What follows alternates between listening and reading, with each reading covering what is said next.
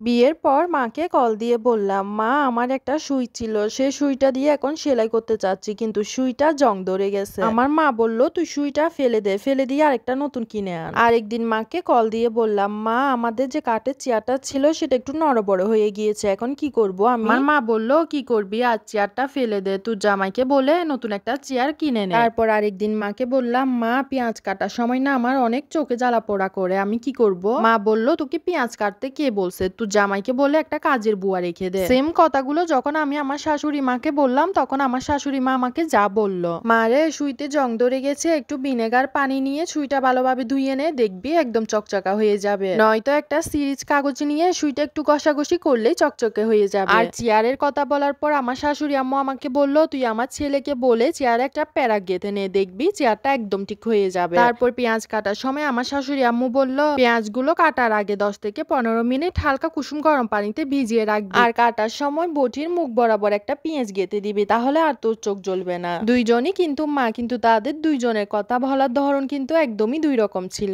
আসুন তাহলে এবার মূল ঘটনায় আসি। যেদিন আমার শ্বশুর বাড়ির লোকরা আমাকে দেখতে এসেছিল, তখন আমার শাশুড়ি আর আমার স্বামী আমাকে অনেক বেশি পছন্দ করেছিল, কিন্তু আমার শ্বশুর আমাকে পছন্দ করলেও আমার মাকে পছন্দ করেনি। আর যখন আমি বিয়ের আগে এই কথাটা জানতে পারলাম, তখন আমি এই ঘরে বউ হয়ে আসতেই যাইনি, কারণ আমার কথা ছিল যে বাড়িতে আমার মাকে কেউ সম্মান করবে না, সে বাড়িতে আমি কখনোই বউ হয়ে যাব না। কিন্তু আমার বাবা আমাকে বুঝিয়ে বলেছে, দেখ মা, পরিবারটা অনেক ভালো আর ছেলেটাও অনেক বেশি ভালো, তুই বিয়েটা করে নে মা, তুই অনেক সুখে থাকবি। আমিও আমার বাবার কথা ফেলতে না পেরে অবশেষে বিয়েটা করেই ফেললাম। বিয়ের পর আমি প্রায় আমার মাকে কল দিতাম, কিন্তু আমার মার কথাগুলো শুনতে আমার কাছে কেমন জানি অনেক বিরক্ত লাগতো। আমি হলাম ঘরের বউ, আমাকে আমার মা শিখাবে কিভাবে ঘরের উন্নতির জন্য দোয়া করতে হবে, কিভাবে স্বামীর ইনকামের উপর সন্তুষ্ট থাকতে হবে, কিন্তু আমার মা কেমন জানি আমাকে খেপিয়ে দেওয়ার চেষ্টা করতো, আমি যাতে আমার স্বামীর কাছ থেকে সবসময় টাকা চাই, এটা কিনতে চাই, ওটা কিনতে চাই। ঠিক এইভাবে আমার মা আমার সঙ্গে কথা বলতো, আর আমার থেকে এই বিষয়গুলো মোটেও ভালো লাগতো না। এরপর আমি অনেক চিন্তা ভাবনা করে দেখেছি, আমার মার কথা মতো কাজগুলো করতে গেলে আমার স্বামী অনেক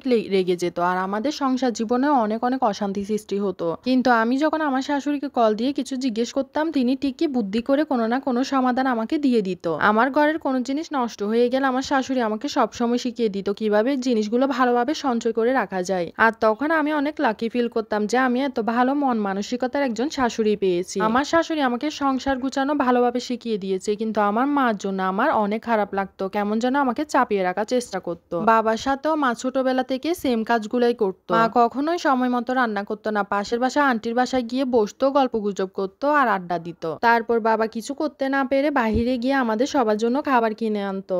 আর এভাবে কিন্তু আমার মা বাবার সংসারটা চলতো। বিষয়টা এমন না যে আমার মা সবসময় রান্না করতো না, মা কিন্তু মাঝে মাঝে রান্না করতো না। আর কথাগুলো বলে আমি এটাই বুঝাতে চাচ্ছি, কিছু কিছু মা আছে যে তার মেয়ের সংসারে আগুন লাগায়। একজন মা হয়ে যদি মেয়েকে ভালো বুদ্ধি দিতে না পারেন, তাহলে মেয়েটার সংসারে কিন্তু সারা জীবন অশান্তি লেগে থাকে, আর সে মেয়েটাও কিন্তু কখনোই সুখী হতে পারে না। এটা কিন্তু আমার জীবনের গল্প মোটেই না, এক আপুর জীবনের গল্প থেকে নেওয়া। কেমন লেগেছে অবশ্যই জানাবেন। আমি কিন্তু আমাদের সমাজে বাস্তব একটা চিত্র তুলে ধরার চেষ্টা করলাম। আর আজকে যে রেসিপিটা দেখিয়েছি সেটা হচ্ছে ইলিশ মাছের পাতুরি। কেমন হয়েছে জানাবেন।